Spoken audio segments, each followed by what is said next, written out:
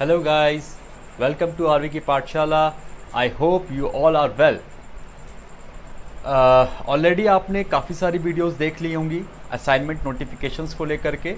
अब हम डायरेक्टली जो असाइनमेंट्स हैं उनको कंप्लीट करने पर आ जाते हैं। मैंने आपके लिए फाइनेंशियल अकाउंटिंग का एक असाइनमेंट जो है वो कंप्लीट वीडियो मैंने आपको ये प्रोवाइड करनी चाहिए, जिसमें मैं आपको पूरा जो असाइनमेंट है उसमें 2 क्वेश्चंस करने हैं, जिसमें कि 4 क्वेश्चंस आपके पास अवेलेबल हैं और ईच क्वेश्चंस जो है वो 50 मार्क्स कैरी करेगा।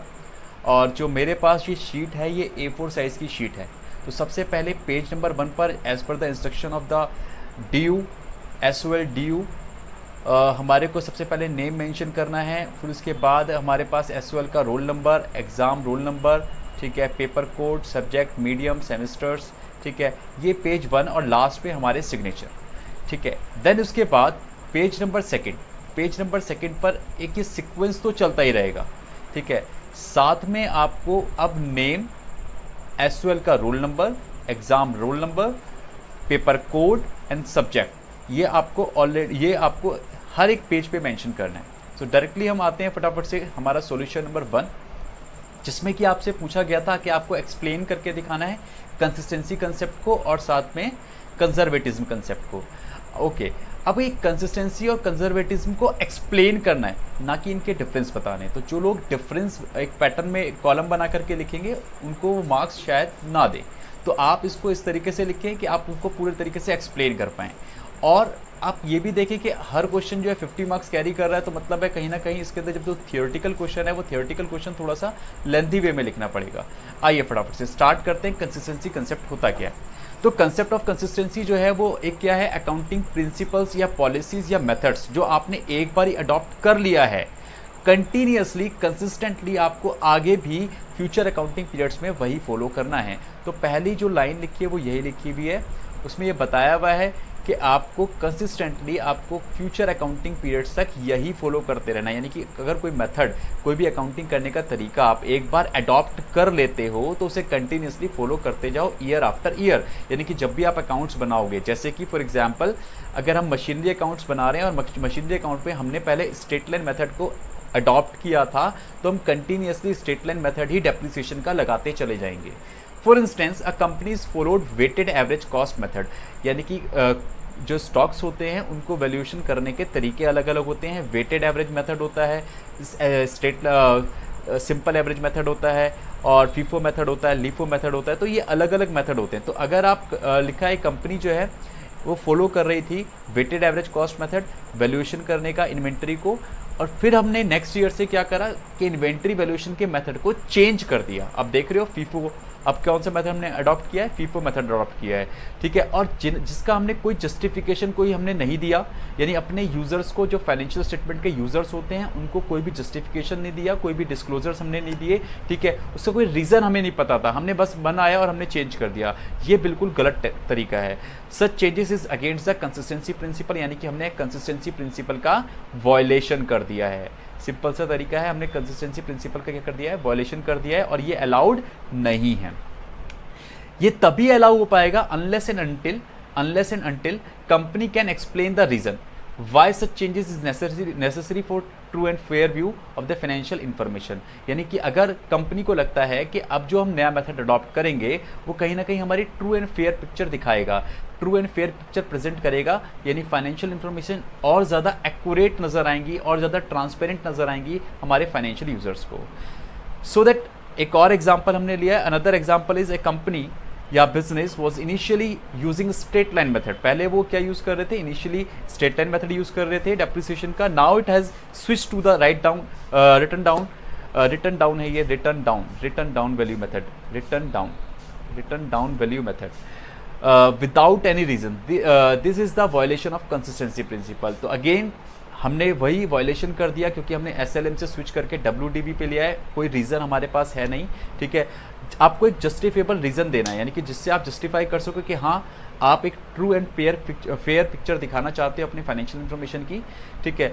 आगे आते हैं, लिखा है in order to achieve comparability of the financial statement of enterprises through the time. कह रहा है अगर कंसिस्टेंसी प्रिंसिपल को आप अडॉप्ट करते हो और उसको फॉलो कर रहे हो कंटिन्यूसली, तो ये आपकी कंपैरेबिलिटी बढ़ाता है। कंपैरेबिलिटी का मतलब है कि आपके जो यूज़र्स हैं वो ईजिली कंपेयर कर पाएंगे कि लास्ट ईयर्स के क्या रिजल्ट से, यानी कंपनी का क्या प्रोग्रेस था और करंट ईयर में क्या प्रोग्रेस है। तो जब उनको कंपैरिजन करेगा तो पता चल पाएगा यूज़र्स को कि पहले के कंपैरिजन में कंपनी ग्रो कर रही है या ग्रो नहीं कर रही है। और साथ में बहुत सारी चीज़ें फंडामेंटली वो एनालिसिस कर सकता है, जैसे कि आप 12th क्लास में ऑलरेडी पढ़ के आए हो कि रेशियो एनालिसिस वगैरह। तो रेशियो एनालिसिस से आप देख सकते हो कि कंपनी की क्रेडिट वर्दनेस है या नहीं, वो कंपनीज में इन्वेस्ट करना चाहिए या नहीं। तो इस तरीके की वो जो यूज़र्स हैं, ठीक है, वो पता लगा सकते हैं कंपनी में इन्वेस्टमेंट फाइनेंशियली वायबल है और नहीं है। आगे आते हैं फटाफट से।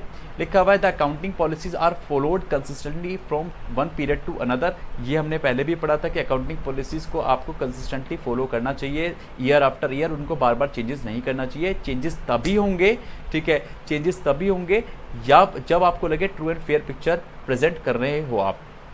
Okay, so that the user of the financial statement can easily compare current years position of a company with one और मोर प्रायर पीरियड्स, ठीक है ना।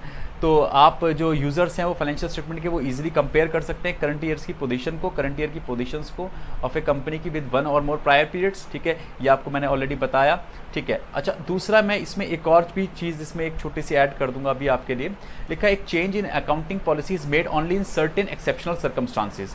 कह रहा है चेंजेस जो होते हैं अकाउंटिंग पॉलिसीज़ में ये सिर्फ किस कारण से हो सकते हैं, कुछ एक्सेप्शनल सर्कमस्टांसेस हो, जैसे कि जब न्यू पॉलिसी या method will present more better and clear picture of the financial statement. Already मैंने आपको बताया। So changes in accounting policy will be accepted but some disclosures are required for the purpose of changes, यानी कि ये accept कर लिया जाएगा but आपको कुछ डिस्क्लोजर्स देने पड़ेंगे। वो डिस्क्लोजर्स का मतलब क्या होता है, कुछ बातें बतानी पड़ेंगी कि आपकी ओल्ड पॉलिसीज़ क्या थी, आपकी न्यू पॉलिसी क्या है, इसका चेंजेस जो हुआ है तो फाइनेंशियल स्टेटमेंट में उस चेंजेस को कहाँ पर दिखाया है आपने, ठीक है। फिर उस चेंजेस का क्या इम्पैक्ट आया, करंट ईयर का फाइनेंशियल स्टेटमेंट पर क्या इम्पैक्ट आया और फ्यूचर में जो फाइनेंशियल स्टेटमेंट्स होंगे उनमें क्या इम्पैक्ट आएगा, तो ये आपको डिस्क्लोज करना पड़ेगा। इसमें एक छोटी सी बात और आप लिख सकते हो कि जनरली जो पॉलिसीज़ के अंदर चेंजेस आता है वो 3 रीज़न से आ सकता है। 3 रीज़न्स कौन से हैं, एक रीज़न इसमें है और दूसरे 2 रीज़न्स मैं आपको वर्बली बता देता हूँ। 2 रीज़न्स आप इसमें ये भी मेंशन कर सकते हो कि पहला रीज़न है रिक्वायर्ड बाय लॉ। अगर लॉ चेंज हो गया है, लॉ अगर परमिट करता है कि अब जो SLM यूज़ करते थे वो SLM यूज़ करना बंद कर देंगे, सबके सब WDV मेथड ही यूज़ करेंगे। तो अगर in case of change in law, so you can change the method और policy of accounting, you can change the policy of accounting, okay. और द सेकेंड इज अगर कोई अकाउंटिंग स्टैंडर्ड में change आता है, अगर कोई अकाउंटिंग स्टैंडर्ड में चेंज आता है तब भी आप अपनी अकाउंटिंग पॉलिसीज़ को चेंज कर सकते हो। सेम डिस्क्लोजर्स आपको देने ज़रूर पड़ेंगे ही पड़ेंगे, चाहे लॉ भी बोले, ठीक है, चाहे अकाउंटिंग स्टैंडर्ड चेंज हो जाए तब भी आपको वो डिस्क्लोजर तो देने ही। आइए फटाफट से जरा इसी क्वेश्चन के अंदर पूछा हुआ था, एक्सप्लेन करना था कंजर्वेटिज्म कंसेप्ट, तो कंजर्वेटिज्म पे भी आ जाते हैं फटाफट से। कंजर्वेटिज्म क्या बताता है, कंजर्वेटिज्म का ही एक और भी नेम होता है, उसका नाम क्या होता है, प्रूडेंस कंसेप्ट। प्रूडेंस, प्रूडेंस का मतलब क्या है, समझदारी। It means profit are not anticipated, profits को आप एंटिसिपेटेड बेसिस पर रिकॉर्ड नहीं करोगे, उन्हें रिकॉग्नाइज नहीं करोगे, बट लॉसेस को आप ये लॉसेस जो है वो एक कंजर्वेटिज्म का मैटर है। कंजर्वेटिज्म का मैटर का मतलब है समझदारी का मुद्दा है। इसका मतलब है कि आप समझदारी यही है कि आप अगर आपको लग रहा है कि कहीं ना कहीं सर्टेनिटी, हल्की सी भी सर्टेनिटी है या आपको लग रहा है पॉसिबिलिटीज़ हैं कि लॉसेस होंगे, तो उन लॉसेस को पास्ट एक्सपीरियंस के बेसिस पे आप पहले से ही उसके प्रोविजंस बना के चलो, उसको रिकॉर्ड करने की कोशिश करो, ठीक है। According to the principle of there exist any uncertainty, ठीक है, कह रहा है according to the principle there exist any uncertainty then all the expenses and liabilities should be recognised. कह रहा है बेशक वो अनसर्टेन है, कोई दिक्कत नहीं है, अनसर्टेन है, कोई प्रॉब्लम नहीं है, बट फिर भी आपको एक्सपेंसेस और लायबिलिटीज़ को रिकॉग्नाइज करना चाहिए। मतलब अभी आपको वो एस्टिमेट नहीं कर पा रहे, फिर भी आप उसको रिकॉग्नाइज करोगे on the basis of estimation.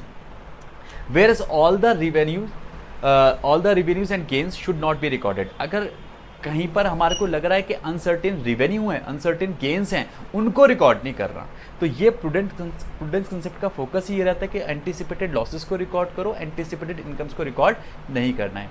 And such revenue and gains should be recognise only when there is reasonable certainty of the actual receipt. यानी कि अगर एक्चुअली में रिसीट आ रही है आपके पास तभी आप उसको रिकॉर्ड करेंगे, अदरवाइज इसको रिकॉर्ड नहीं करेंगे। That is, provision should be created for all known liabilities and losses without certainty but income on certain basis. Simple सी बात है कि प्रोविजंस बना के चलो किसके, एक्सपेंसेस के और लॉसेस के, ठीक है, और लायबिलिटीज़ के, बट कोई इनकम के प्रोविजंस बनाने की ज़रूरत नहीं है। ये क्या चीज़ें इंश्योर करता है, इस कंजर्वेटिज्म से हमारा क्या फ़ायदा होता है? इस कंजर्वेटिव अप्रोच अगर हम लगाते हैं तो हमारे प्रॉफिट्स या जो असेट्स होते हैं वो कभी भी ओवर स्टेटेड नहीं होते, ओवर वैल्यूड नहीं आके जाते। इससे क्या होगा सर? इससे ये होगा कि अगर आपने प्रॉफिट्स जनरली, अगर आप कंजर्वेटिज्म अप्रोच नहीं अडॉप्ट करते तो आपके प्रॉफिट्स जो होते हैं वो ज़्यादा दिख रहे होते हैं फाइनेंशियल स्टेटमेंट में, जिससे कि कहीं ना कहीं एक मैनिपुलेशन वाला एस्पेक्ट जाता, यानी कि यूज़र्स जो होते हैं कहीं ना कहीं मैनिपुलेट हो जाते कि यूज़र्स को लगता है कि प्रॉफिट ज़्यादा हो रहा है, जबकि एक्चुअली में पोजीशन ऐसी नहीं है, फ्यूचर में कहीं ना कहीं लॉसेस होने के चांसेस हैं। तो एक गलत मिसलीडिंग की संभावना हो सकती है, चांसेस हो सकते हैं, और असेट्स भी हम ओवर स्टेटेड करके दिखा देंगे अगर हमने कंजर्वेटिज्म अप्रोच नहीं फॉलो की तो। और लॉसेज और लायबिलिटीज़ जो होते हैं वो अंडर स्टेटेड नहीं होते हैं, यानी कि कहीं ना कहीं लॉसेज और लायबिलिटीज़ को हम पहले से ही पता लगा लेते हैं तो हम उसे सही टाइम पर उसको रिकॉर्ड कर देते हैं। एग्जांपल के तौर पे मैंने लिखा हुआ है, क्लोजिंग स्टॉक जो है वो वैल्यूड करते हैं हमेशा कॉस्ट वैल्यू और NRV which ever is lower, ठीक है। ये कौन बोलता है? ये प्रूडेंस कंसेप्ट ही बोलता है कि जो क्लोजिंग स्टॉक है उसको कॉस्ट वैल्यू और NRV which ever is lower पे रिकॉर्ड करेंगे, क्योंकि कॉस्ट वैल्यू जो उसकी कॉस्ट है और मार्केट में पता चल रहा है कि उसकी वैल्यू और कम हो गई है, तो हमें पता चलेगा कि हमारे को आगे आने वाले टाइम में कहीं ना कहीं लॉस ही होगा, तो वो लॉस को हम पहले से ही रिकॉग्नाइज करने की कोशिश कर रहे हैं। उसके लिए लिखा हुआ because if the market value of the stock is lower of cost, क्योंकि मार्केट वैल्यू जो है स्टॉक की वो लोअर है, ठीक है ना, वो लोअर है किससे? कॉस्ट से। It means there is a possibility of loss and it should be recognise in the books of the accounts. और कुछ उसके और भी एग्जांपल्स हो सकते हैं, जैसे कि provision for doubtful debts, provision for claims, provision for compensation, ठीक है, are examples of conservatism approach. So इस तरीके से आप लिख सकते हैं। फर्स्ट का ही बी पार्ट, क्योंकि हमारे पास फर्स्ट क्वेश्चन के अंदर ही कोई से भी 2 पार्ट्स करने के लिए कहा था, तो सेकंड जो बी पार्ट जो है उसके अंदर पूछा गया है कि अकाउंटिंग स्टैंडर्ड्स क्या होते हैं, उसके बेनिफिट्स क्या होते हैं, वो मैंने कुछ एक्सप्लेन कर दिया है, ठीक है। और बाकी आपको लगता है तो और भी इसमें बहुत सारी चीज़ें ऐड कर सकते हैं, जैसे कि लिखा हुआ है अकाउंटिंग स्टैंडर्ड्स जो हैं वो एक रिटन पॉलिसी डॉक्यूमेंट्स होते हैं जो कि एक्सपर्ट अकाउंटिंग बॉडीज़ जो होती हैं या गवर्नमेंट जो होती है या अदर रेगुलेटरी बॉडीज़ जो होती हैं वो उन्हें बनाती हैं। Accounting standards are written policy document issued by expert accounting bodies और बाय गवर्नमेंट और अदर रेगुलेटरी बॉडीज़। सो ये किस चीज़ के बारे में डील करते हैं? अकाउंटिंग स्टैंडर्ड क्या करते हैं अकाउंटिंग के लिए? अकाउंटिंग के अंदर जो रिकग्निशन का सिस्टम है, मेजरमेंट का सिस्टम है, प्रेजेंटेशन का सिस्टम है और डिस्क्लोजर का सिस्टम है, यानी कि 4 चीज़ें, recognition, measurement, presentation and disclosure, ये चारों बातों के बारे में कहाँ पे लिखा होता है? अकाउंटिंग स्टैंडर्ड्स में। आगे बता रखा है कि ऑफ अकाउंटिंग ट्रांजैक्शन, ये यानी कि डिस्क्लोजर्स, प्रेजेंटेशन, मेजरमेंट, रिकग्निशन किन का होगा? ये अकाउंटिंग ट्रांजैक्शंस का होगा और इवेंट्स का होगा। ये ट्रांजैक्शंस और इवेंट्स कहाँ पे लिखी जाती हैं? फाइनेंशियल स्टेटमेंट्स में लिखी जाती हैं। ये फाइनेंशियल स्टेटमेंट में क्यों लिखी जाती हैं? जैसे कि फाइनेंशियल स्टेटमेंट्स जो उसकी जो क्वालिटी है, उसकी जो रिलायबिलिटी है, उसकी जो कंपैरेबिलिटी है, उसको इम्प्रूव किया जा सके और ट्रांसपेरेंसी बनी रहे। ट्रांसपेरेंसी बने रहने का मतलब है कि आप जो भी आप कंपनीज काम कर रही हैं और उसमें जो इन्वेस्टर्स हैं, जो उन्होंने पैसा लगाया है, तो हम इन्वेस्टर्स को एक सही इन्फॉर्मेशन दे पाएँ, ठीक है, कि उनका पैसा सही जगह लगा हुआ है या नहीं। इंडिया में देखा जाए तो एक बॉडी है, रेगुलेटरी बॉडी, जिसका नाम है ICAI, और आप उसे अच्छे से जानते हो, चार्टर्ड अकाउंटेंट ऑफ इंडिया, यानी कि institute of chartered accountant of India, जिनका रोल है कि क्या बनाना? अकाउंटिंग स्टैंडर्ड्स बनाना। उन्होंने उसके लिए क्या बना रखी है? कॉन्स्टिट्यूट कर रखी है एक अकाउंटिंग स्टैंडर्ड बॉडी, ठीक है ना, ASB, जो कि 1977 में फॉर्म की गई थी। अकाउंटिंग स्टैंडर्ड बोर्ड जो बोर्ड है वो IFRS को कंसीडर करते हुए अपने अकाउंटिंग स्टैंडर्ड्स बनाता है, ठीक है। और अब तक जो ICAI है उसने 32 अकाउंटिंग स्टैंडर्ड्स बनाए हैं, जिसमें कि AS8 को उन्होंने हटा दिया है, ठीक है। और रिवीजन कंटिन्यूसली चलती रहती है, ठीक है, अकाउंटिंग स्टैंडर्ड्स के अंदर, जैसे कि प्रेजेंट सिनेरियो में अभी AS10 में भी रिवीजन आया है, उसका नाम भी चेंज हो गया है, ठीक है। आते हैं फटाफट से अब कुछ बेनिफिट्स के देखते हैं अकाउंटिंग स्टैंडर्ड से क्या है। सबसे पहले लिखा है अटेन यूनिफॉर्मिटी इन अकाउंटिंग, यानी यूनिफॉर्मिटी का मतलब है कि आप अगर हमने एक कुछ प्रिंसिपल्स बना दिए हैं तो कुछ प्रिंसिपल्स को जब सब फॉलो करेंगे तो पूरे इंडिया के अंदर उन प्रिंसिपल्स को जब सभी फॉलो कर रहे हैं तो यानी कहीं ना कहीं सभी की अकाउंटिंग में एक यूनिफॉर्मिटी आ जाती है। तो अकाउंटिंग स्टैंडर्ड्स जो है प्रोवाइड करते हैं रूल्स और स्टैंडर्ड्स, ठीक है, treatment and recording of transactions, यानी कि एक ऐसे रूल्स प्रोवाइड करते हैं जिससे कि आप एक स्टैंडर्ड ट्रीटमेंट कर सकते हो और रिकॉर्डिंग कर सकते हो किनकी रिकॉर्डिंग कर सकते हो, सारे ट्रांजेक्शन्स की। They even have a standard format for financial statement, यानी कि जैसे कि शेड्यूल 3 आपने फाइनेंशियल स्टेटमेंट जो है उसका शेड्यूल भी आपने देखा है, कंपनीज एक्ट बताता है उसे, schedule number 3। These are the steps in achieving the uniformity in the accounting methods, यानी कि ये एक ऐसा उन्होंने कुछ सोचा है कि जिससे कि यूनिफॉर्मिटी आए अकाउंटिंग करने के तरीके में, ठीक है। तो एक ये बेनिफिट है अकाउंटिंग स्टैंडर्ड का। दूसरा मैंने यहाँ पे लिखा है improves reliability of the financial statement. Financial statement की रिलायबिलिटी का मतलब है विश्वसनीयता और ज़्यादा इंप्रूव हो जाती है, यानी कि स्टेक होल्डर्स, यानी कि जो भी उनके इन्वेस्टर्स हैं, जो भी उसमें पैसा लगाते हैं कंपनीज में, वो और ज़्यादा अच्छे ढंग से उस पर विश्वास करते हैं। क्यों विश्वास करते हैं? क्योंकि लगता है शेयर होल्डर्स को कि ये चार्टर्ड अकाउंटेंट्स के जो ICAI ने जो प्रिंसिपल्स बनाए हैं, जो रूल्स बनाए हैं, और चार्टर्ड अकाउंटेंट्स को ऑडिट करके जब साइन करके देते हैं तो उनकी रिलायबिलिटी बढ़ जाती है, फाइनेंशियल स्टेटमेंट्स की रिलायबिलिटी बढ़ जाती है और वो उस पर ज़्यादा बिलीव करते हैं। तो लिखा हुआ यही कि there are many stakeholders of a company and they rely on the financial statements of their information. Many of these stakeholders base their decision on the data provided by this financial statement. कह रहा है यहाँ पर बताना चाह रहा है कि बहुत सारे स्टेक होल्डर्स जो है अपना डिसीजन जो होते हैं वो जो डेटा प्रोवाइड करता है फाइनेंशियल स्टेटमेंट उसी के बेसिस पर लेते हैं। Then there also potential investor who make their investment decision based on such financial statements. तो इट मीन्स ये बताना चाह रहा है कि जो पोटेंशियली, यानी कि जो भविष्य में अगर कोई इन्वेस्टर्स बनना चाहता है या इन्वेस्टमेंट करना चाहता है तो वो भी इन्हीं के बेसिस पर डिसीजन लेता है। So it is essential these statement present A true and fair picture, यानी कि ये बहुत ज़रूरी है कि आप एक true and fair picture present करें इन्वेस्टर्स के सामने, जिससे कि उनको उनका जो पैसा है वो कहीं डूबने के चांसेस ना हो, ठीक है। आगे आते हैं फटाफट से। फिर हमारे पास ये चीज़ें बता रखी है, हमारे पास थर्ड पॉइंट है जो बेनिफिट का है, वो है prevent frauds and accounting manipulations, यानी कि जो अकाउंटिंग मैनिपुलेशंस, जैसे भी हमने सीखा था कंजर्वेटिज्म अप्रोच क्यों बनाई गई है, जिससे कि मैनिपुलेशंस को रोका जा सके। तो कुछ रूल्स हैं, तो लिखा है accounting standards lays down the accounting principles and the methodologies that all the entities must follow. कह रहा है अकाउंटिंग स्टैंडर्ड्स जो हैं वो इसलिए बनाए गए हैं, कुछ ऐसे अकाउंटिंग प्रिंसिपल्स हैं, कुछ ऐसी मेथडोलॉजीज़ हैं जो कि सारी की सारी एंटिटीज़ फॉलो करती हैं, जिससे कि यूनिफॉर्मिटी बनेगी और फ्रॉड होने के, यानी कि ये कुछ प्रिंसिपल्स ही इस टाइप में बनाए गए हैं कि फ्रॉड दिखाने के चांसेस कम होंगे, यानी फ्रॉड करने के चांसेस बहुत ही कम होंगे, चीज़ों को छुपाने के चांसेस बहुत ही कम हो पाएँ। One outcome of this is that management of an entity can not manipulate with the financial data, यानी कि जो मैनेजमेंट है वो फाइनेंशियल डेटा के साथ मैनिपुलेट इजीली नहीं कर सकता। Following this standards is not optional, कह रहा है ये जो कुछ स्टैंडर्ड्स में जो बातें लिखी हैं ये ऑप्शनल नहीं है, ये कंपलसरी हैं। यानी कि इंस्टीट्यूट कहता है कि अगर आपने अकाउंटिंग स्टैंडर्ड्स फॉलो नहीं किए हैं तो इसका मतलब है आपने कहीं ना कहीं अकाउंटिंग आपने ढंग से नहीं करी है और आपकी फाइनेंशियल स्टेटमेंट जो है एक्सेप्टेबल नहीं है। So these standards make it difficult for all the management to misrepresent any financial information, यानी कहीं ना कहीं मिसरिप्रेजेंट करने का कोई तरीका इनके पास स्कोप बचेगा नहीं। It even makes it harder for them to commit any fraud, यानी कि बहुत ही हार्ड काम हो जाएगा, हार्ड टास्क हो जाएगा किसके लिए, मैनेजमेंट के लिए, कि फ्रॉड करा जा सके, ठीक है दोस्तों। इसके बाद एक फोर्थ पॉइंट मैंने डाला है कंपैरेबिलिटी। कंपैरेबिलिटी भी इजी हो जाती है।